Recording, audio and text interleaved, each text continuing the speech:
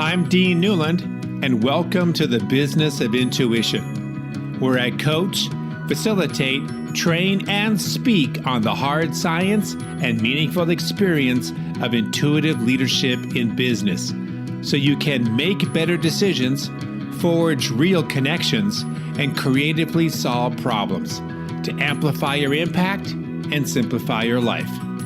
Welcome to the Business of Intuition.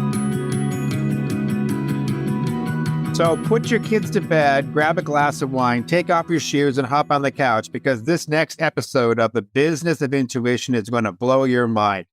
It is on the order of just how cool technology is and how it's going to be in the future.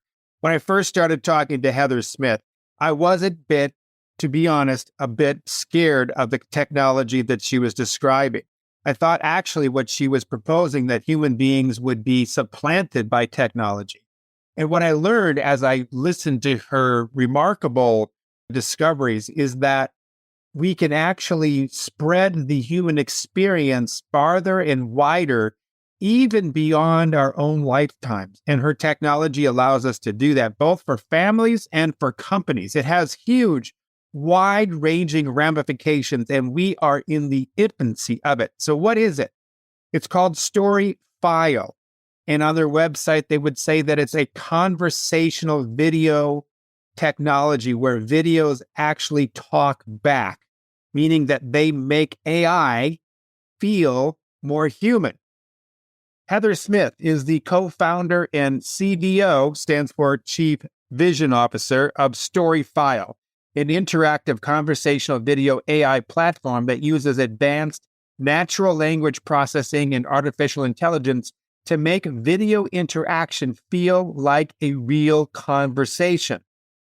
Storyfile technology will allow people to have conversations with video, removing the boundaries of time and space so that we can experience all kinds of conversations and learn from individuals wherever and whenever we want.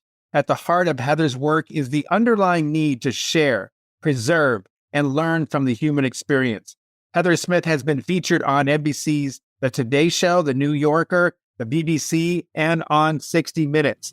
Heather Smith on the Business of Intuition. All right, Heather, I am rather interested in this conversation. Thank you so much for being a guest on the Business of Intuition. First and foremost, would you please explain what this thing is called Conversational Video AI? What is it? First of all, thank you for having me. Conversational video is video that can talk back to you. So you can now have a conversation with a video of an individual. So I went to your website, and one of my old heroes of my childhood, William Shatner, showed up and went, "Oh my God, it's Bill Shatner. It's Captain James T. Kirk." It was 90, 92, 93. Yeah. Yeah, it's amazing. He looks fantastic. He looks amazing. So if you guys go to, their website here, and we'll give you all that information, you'll see at the bottom of the page, there's this way to be able to kind of demo this. And so William Shatner sort of sitting there in his chair, and it looks like he's just looking at you. And he's kind of like, he's just sort of like waiting for your question. And then you can type in your question. So I happen to know that William Shatner is sort of a wine aficionado. So I asked him, "So Bill, like we're on a first name basis, Dean here, what is your favorite Pinot Noir?" And so when I hit the button, he goes into this whole story about wine and how he got into it. And I didn't go into it long enough to know whether he actually answered my question. But it was like I was actually talking to William Shatner. Yeah. So how the hell did you do that? Well, first of all, let me ask you, you typed in your question? I don't know if I typed or spoke it. Did you hold the button and you talked, you actually asked him the question? Oh, I think I typed, but maybe I did talk. I don't know. Okay. Is there a way to do both or either way? So the ideal is to actually talk to someone, right? Because you want to replicate a conversation. So okay, you're talking, you're asking questions, and the Storyfile is answering you in, hopefully entertaining or giving you knowledge, spreading knowledge of some sort. So people learn.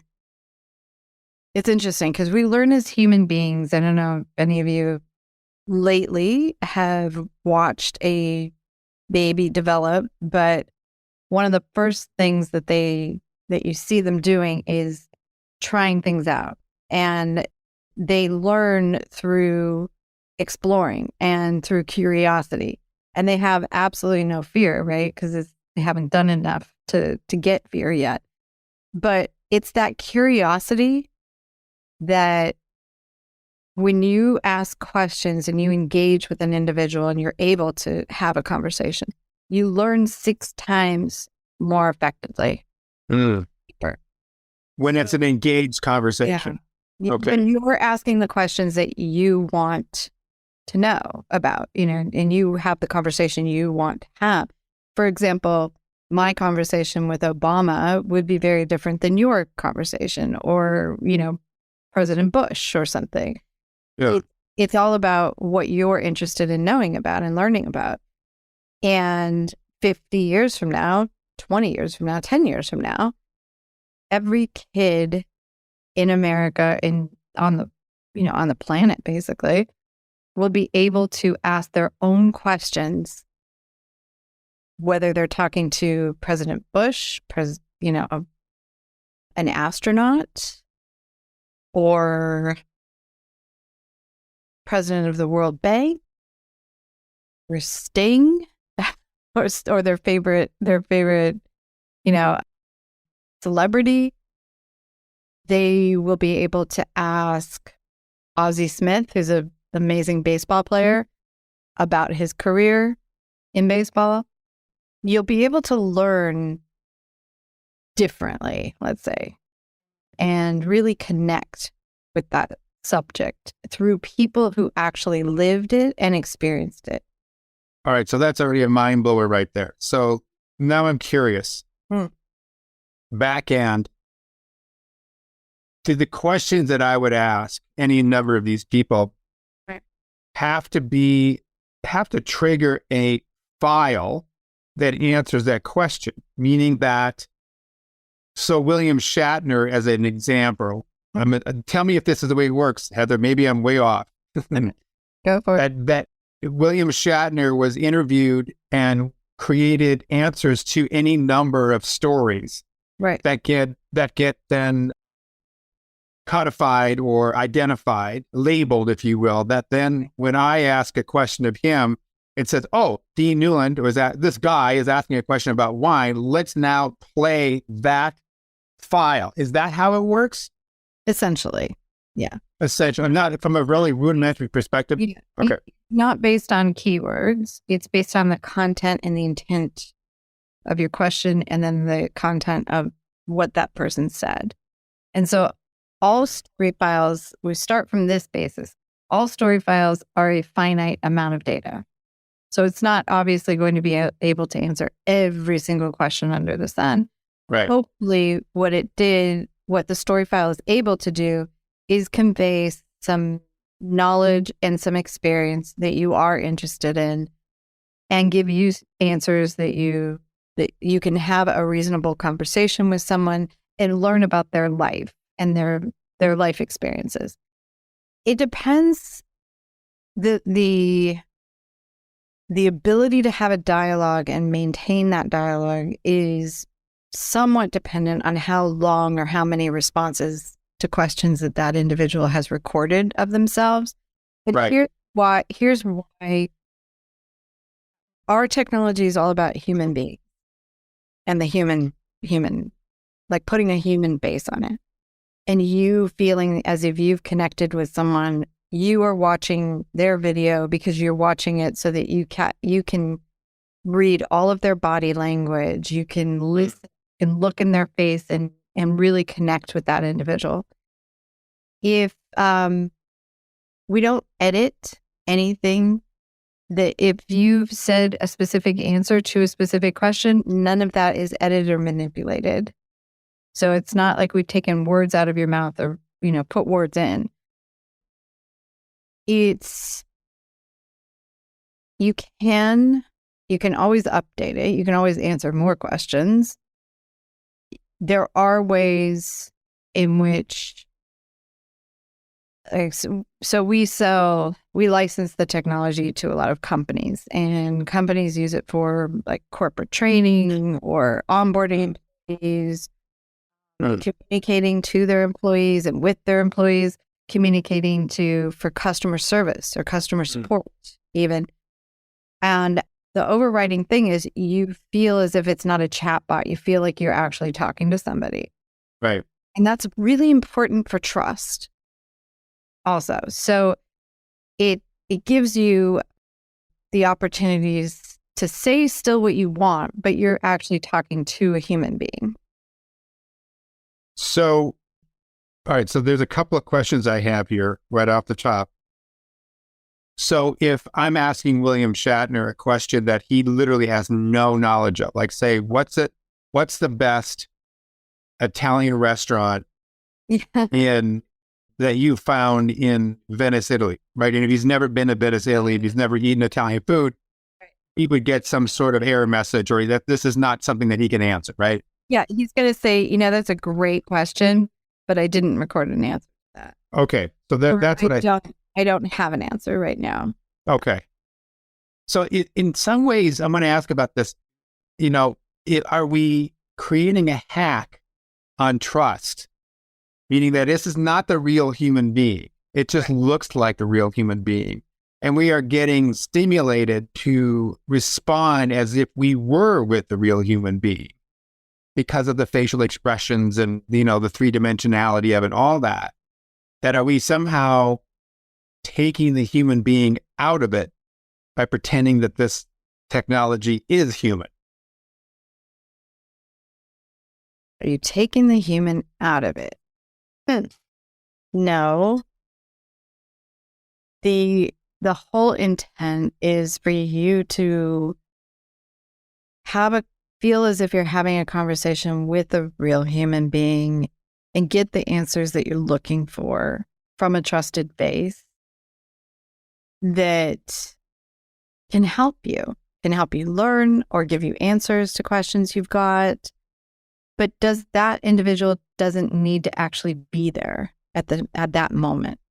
So it just gives people the opportunity to be in a lot of different places for a lot longer time than we've ever had the ability to be. So in essence, it's more human than anything. It's making your humanity live longer, way past when you would normally live or be able to communicate. Because I was thinking that you could almost, this is getting, so you move on, you're an old person, you eventually pass this mortar coil, but you would still have these files that your grandkids could ask you questions about. Grandpa or grandma, what was it like, when you were a kid? Or could you teach me how to bake a pie? Or what was it like to throw a fastball? And I know you had that experience. What a legacy thing you could provide your family, your community, if you had that in perpetuity. Yeah, exactly. And holy crap, Heather. But it wouldn't be, it's not like that game of telephone, right? So it's not my great-great-grandchild is going to hopefully hear about me and my life and how I influenced those that came before her through the relatives that she's living with at the time. So It would be like granddaughter would be talking to her about me.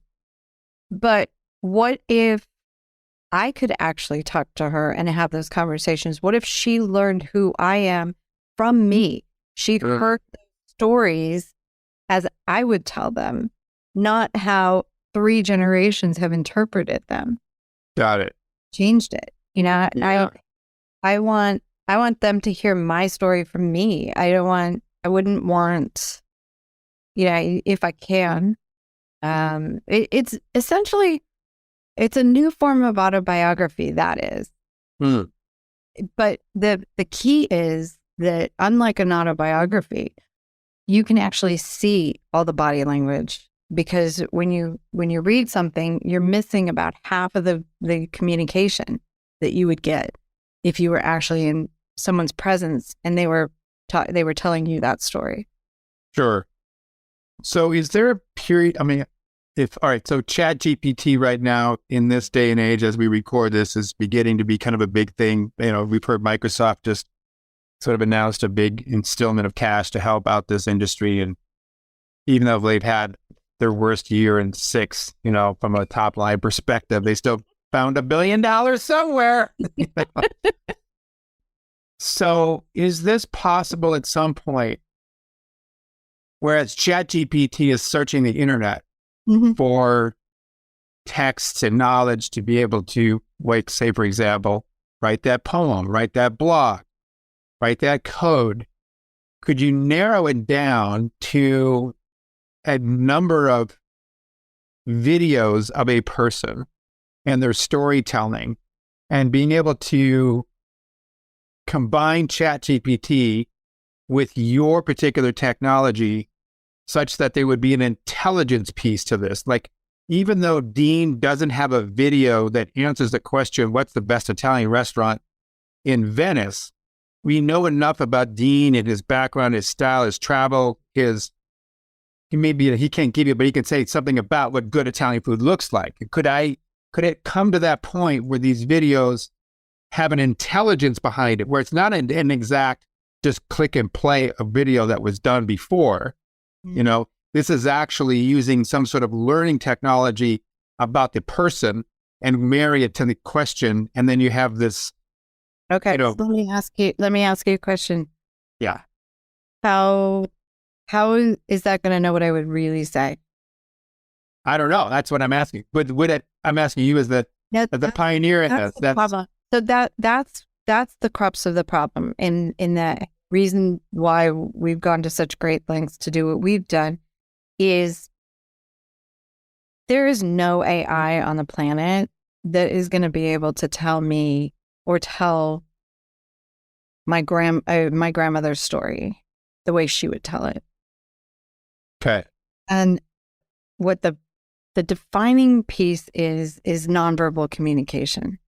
When we talk to other people, the fact that we pause at certain points, the fact that I raised my hand, which you can't see in the podcast world, but I raised my hand to make a point, that tells you something. As a human being, you may not realize it, but it tells you something about that individual. Sure. We can hear inflections in voices, and that's fine, but there's no computer that can definitively say that I would not pause right now and that you would be thinking, oh, what is she thinking? Why is it taking her so long? Like, what's going on? And human beings are really, really complex, as you know. And there's meaning behind almost everything, whether it's subconscious or not. You trust people when you can look into their eyes and you can actually feel them, their presence. So yeah, chat. Okay, so I'll give you an example. So we took first of all, Storyfiles will be like a video Wikipedia of the future. All right. Sure. So we took a question. What was there's a first operation in Vietnam, and I'm forgetting what the name of it is, but there's a first operation in Vietnam, and we posed the question to Google. Okay, so you pose the question to Google, you get, I don't know, 1.3 million different, sites you could go to, things that were cited about it, resources, etc. You're only going to go through maybe max. I mean, if you were a PhD student, you probably wouldn't go through 20 pages of that. No way. Right. So So yeah, you're going to go through and you're going to try and find the answer. You're going to get down a rabbit hole, and 4 hours later, you probably got the answer. You didn't. Most likely you didn't. Then you go to GPT, and then you say the same question. What was Operation da-da? You get 2 paragraphs, very nicely written. Mm-hmm. Kind of looks like maybe a 10th grade essay. Mm-hmm. Sorts. This one in particularly was about 95, 96% accurate, which is good. Mm-hmm. But then you talk to a Storyfile from an individual who actually was on the first plane in that operation and fought in that operation. And then you talk to that individual and you see what that operation was like, what it was like to be there. It was like what they told you about the operation to begin with. What was it all about? What happened? What did you experience when you were shot down? What did you end up, you ended up being a POW. What was that experience like? All of a sudden, you get the real story. Yeah. Rich story, because you're listening to someone and you're interacting with someone who was actually there and experienced it, and they can tell you and talk to you firsthand about it, which is something that Wikipedia or ChatGPT-3 can't do. It can't tell you. It will not isolate a single individual and tell you about their experience. In both cases, there was not one personal reflection or even notation that in any of the search that we did. Well, I now see why you answered the question the way you did, which is actually this is keeping the human in it, because we have so many more sources of information that are void of that 3-dimensional nonverbal communication, the actual witness of the item that we're talking about. That's extremely compelling. That's really interesting. So you're sort of the mastermind behind this in your company. Is that correct? Right. So the concept for this came in 2010, and mind you, it was before Skype, before we had speech recognition or anything.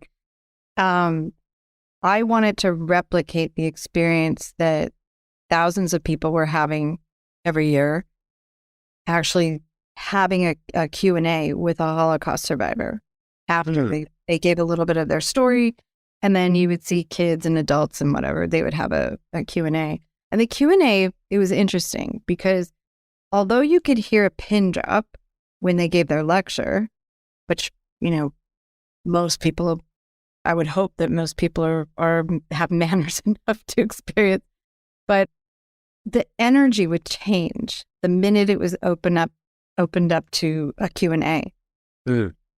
And that's where the real magic, that's where the real connection with the history happened. When people were able to ask their own question and they wanted to ask that, they wanted to engage, that's when they learned. So these people are dying, and we thought, okay, what happens to that interaction? Why can't we've replicated, we've written autobiographies, we've done movies, we've, interviewed thousands and thousands of Holocaust survivors around the world. But where's that dialogue?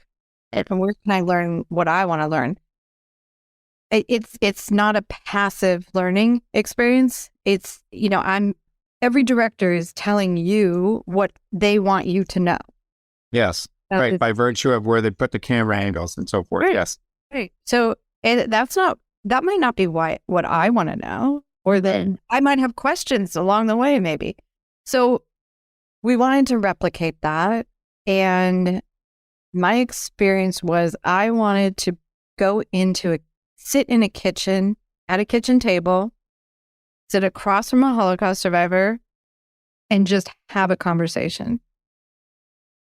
That that led me to do a project, and I partnered with the USC Showa Foundation and another USC institute, the Institute for Creative Technologies. We built these conversations. And the one thing when I took these people, the Holocaust survivors, out into the world and people would have interactions with them, the one thing I kept getting over and over again was, can I do this with my grandparents? My aunt was just diagnosed with cancer. Can I interview her? Can I, her life this way? The founder of our company is retiring. Can we save the institutional knowledge of the company, and can we interview this person this way? Or, gosh, this would be amazing for children that have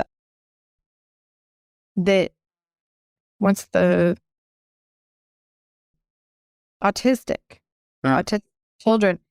It would be amazing for them to be able to actually practice talking to people, with people, like what it is, have a conversation even. It'd be amazing for learning languages. I mean, think about what it would be like for you to actually be able to talk to somebody and have a conversation with them in another language and actually really learn how to speak that language instead of just reading and writing it. It would be amazing if you didn't have that employee handbook that was 5 inches thick? Yeah. And you're looking at you forgot what to do about getting a new health insurance card, and how to do that.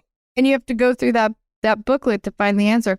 Or you email somebody, and God forbid you email your HR manager, and it's not like they haven't had that question asked almost every day of their lives by somebody. Right. You ask them, and then what do you get the answer? 36, 24, 48 hours later, And so why can't you just ask somebody? Why can't I go in and go into a Ford, go on the website, on the Ford motor car website, and ask them, I want to buy a Mach-E. I want to know what colors it comes in. I want to know how much it is, which, by the way, you can't find on the website. Not definitively. I want to know how many, what kind of electricity it's actually, how much is an extra plug, so that I can take it with me on vacation and do all that. It's just so much easier just to ask people. Yeah. And you're asking people questions all day long. Why isn't there an archive of humanity out there that I can, instead of Wikipedia, I could just ask somebody. So, Heather, is this a technology that other companies have picked up? Are you the only one? I'm curious. Yeah, we have a really interesting company that started like a coaching, kind of a mentoring or advice mobile application called Versus. And it focuses on sports coaching and mentoring. And, you get to talk to one of your favorite sports celebrities. Interesting. Fans. And ask them questions about what do you do before the game? What's your routine? Right. How did you approach nutrition? Or, what should I be thinking about when my team loses or you got to go into the locker room with all your teammates and, it's tense. What do you do?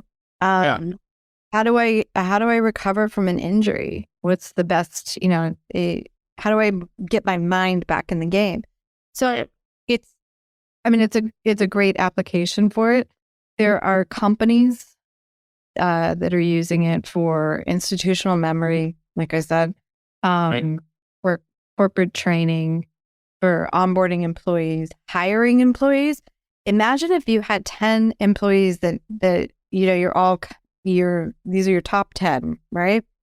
And you send them 10 questions They all record their answers. And then you, at your own time, on your own time, can ask these people all of those questions, whatever order you want. You can ask 2, you can ask 3, you can ask 10. But not only that, you can send that story file to 6 other members of your colleagues of yours, and they can also have those conversations, and then they can help you decide without taking, they have companies that spend thousands and thousands of dollars having these employees, these executives in 10-hour meetings, hiring people. What a waste. Yes. Yeah. Just end up bringing in the top 2 if you want to do an in-person interview. Dating. What if you could do your first date? Yes. Think about that. Instead. Think of all the dates that you would avoid. Yeah, right. And it's, those are just a few of the applications. So tell me about your company. Is it growing? Is it expanding? I just checked out your website. It looks like you got a fairly large team. We've pretty much doubled every year, doubled our business every year since 2019. Wow. Okay. But next year, this year, 2023, this is going to be a big year. Why is that? We anticipate tripling our business now. We've got great product market fit. We've got more enterprises. You know what it is? We had one enterprise, a massive Fortune 100 company, come to us and they said, we have literally spent years taking the human out of our training, our sales training, and it's not working. And unless we want to go back to hiring, 500 people to do this sales training in person, or even via Zoom, because that's how many people you would need to do it, person to person. We need another option. We need to bring the human back, but we need to keep the economies of scale, the money that we have saved from taking the people out. Yes. We need to keep that. So yes. What's your option? Yeah. It's not working with the avatars. It's not working with that. So you bring the human back, and the story files can talk to 500 people at the same time. Right. Thousands of people at the same time. I know this is absolutely the most exciting and I think disruptive thing I've come across in a long time.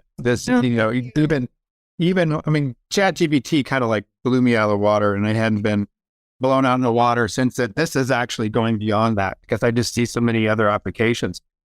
Fascinating. How can people follow you, test this technology out, give it a test drive, kick the tires, both from a family perspective, because I can see, and I saw your site kind of breaks it down into personal versus business, but give us the pitch. If I were you, I would go to the storyfile.com, go to the family site, even if you're not going to do it for legacy purposes, go to the family site and try it for free. Try recording yourself and doing a story file yourself. Yep. It's really fun. It's kind of addictive. And you know what? It's interesting because there's probably questions that you might not have really thought about articulating. And so we haven't had a family that hasn't said that they haven't learned something from listening to when they did an interview with their family member, which is amazing. But when you do it yourself, it's really interesting to think and reflect on your life also. So anyway, I would encourage everybody to just go. It's 33 questions, super easy. Oh, so you answer 33 questions and that becomes the one video file? That becomes your base story file. That's okay. That's the minimum that you'd probably want as far as a life, getting to know someone. So think of someone meeting someone at a cocktail party. These are probably, some of these questions would probably come up. Same thing for business too? Would you have a similar number or different or?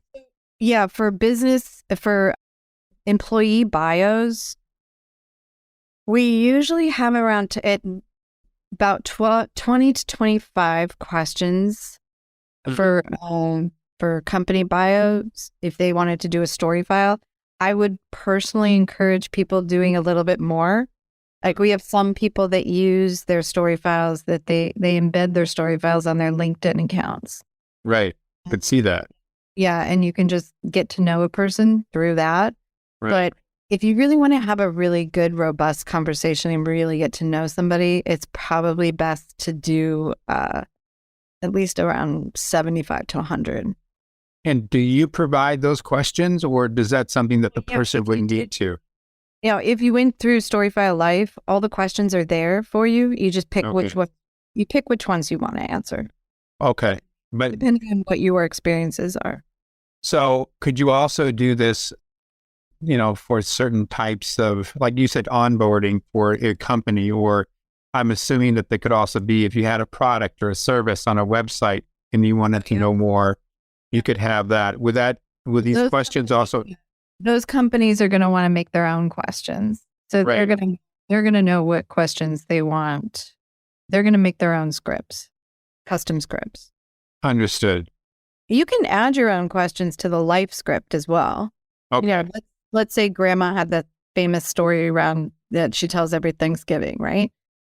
So of course you're going to want to put that in there. And we didn't think of the answer, so you're going to want to. We didn't think to ask that, but yeah, most enterprises that license the technology make custom scripts for them, for their application. I have one more. I'm going to go try this out, but I have one more question for you that makes me wonder about. So when you ask a question, how long does the answer run? I mean, if you've got 35 questions in this personal family side, would it keep going until you say, okay, I've had enough, I got to use a restroom? Or would it be that there's this, like, each answer is going to be 2 minutes length, and then you ask another question? How does that work out in terms of segmenting the answers? You can talk as long as you want to talk. You can record as long as on that particular question. On any. Okay. I mean, we've had one of the greatest storytellers we had was Ambassador Andrew Young. Yeah. He tells some amazing stories, but they're 12, 15 minutes long. Yeah. Now, what will happen though, and you don't get frustrated, but it does take a lot longer to upload those. I'm sure. So it will take you a little bit longer to upload your story file if each answer that you give is 5 minutes. Most of these questions are probably going to elicit a 30-second to max 2-minute response. Okay. And the technology is as simple as a Zoom camera and like what we are doing now? Yep. You just hit record, you answer, and you hit stop recording. And it uploads it automatically. It does all the AI, everything automatically. And then you can go and you'll interact with it. After you record your answers, then you can interact. And you can send that. You can actually download the link, and you can send the link to whoever you want. And then they can then ask questions, and then that's part of the demo. Okay. Embed it in whatever you want, whatever website. I'm assuming this could work off of a cell phone as well. Yeah, I think I like it better on a laptop. Yeah. You can record on it. No, I mean, in terms of like asking the questions, you could interact with it after the fact. Okay. Oh, for sure. Yeah. Heather, you blew my mind. Thank you. This is great stuff. Really fascinating. Really fascinating. I'm curious to hear your response after you do it. Then you can tell me. After I hit after I stop this recording, I'm going to ask you some more questions about it, because we as a company definitely want to check this out and look into this, because not just because I think it would be great for us, and I think it would be, but also we want to always be sort of aware of what's going on. And of course, we can't be aware of everything, but if there's some new technologies where we take pride in being able to connect people to other people, or connect people to resources or tools or whatever, this would be, oh my God. All right. Well, thank you so much for your time. This has been awesome. Thank you again. This has been really, really fun. Thank you. Thanks for listening. You bet. Thank you for listening to The Business of Intuition. If you enjoyed the show, please subscribe, rate, and review on Apple Podcasts, Google, Spotify, or wherever you get your podcasts. If you'd like to learn more about Dean or Mission Facilitators Leadership, go to mfileadership.com. That's mfileadership.com.